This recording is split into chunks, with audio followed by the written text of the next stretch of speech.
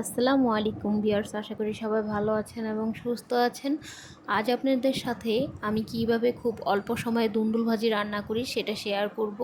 তো চলেন, এখানে আমি চুলার মধ্যে একটি প্যান বসিয়ে দিয়েছি, কিছুটা তেল দিয়ে আর পেঁয়াজ কুচি দিয়ে এখন আমি হালকা করে ভেজে নেব। আর আমি দুন্দুলগুলো ভালো মতো খোসা ছাড়িয়ে ভালো করে ধুয়ে তারপরে ছোট ছোট পিস করে কেটে নিয়েছি।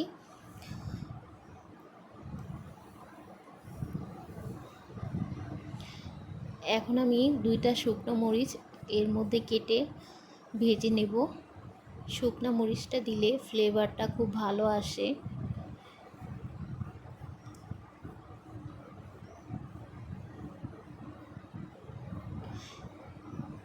এখানে আছে 3টি কাঁচামরিচ কুচি আর দুন্দুল কেটে রেখেছি আমি।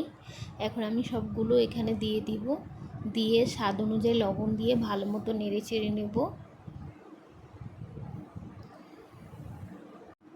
আর আপনাদের শুরুতে একটি কথা বলতে চাই, আমার এই রান্নার ভিডিও আপনাদের যদি ভালো লেগে থাকে তাহলে একটি লাইক করে দেবেন, আর যদি বেশি ভালো লাগে তাহলে একটি শেয়ার করে দেবেন।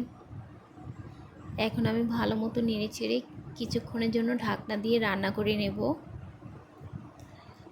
কিছুক্ষণ পর ঢাকনাটা উঠিয়ে আবার নেড়ে চেড়ে নেব।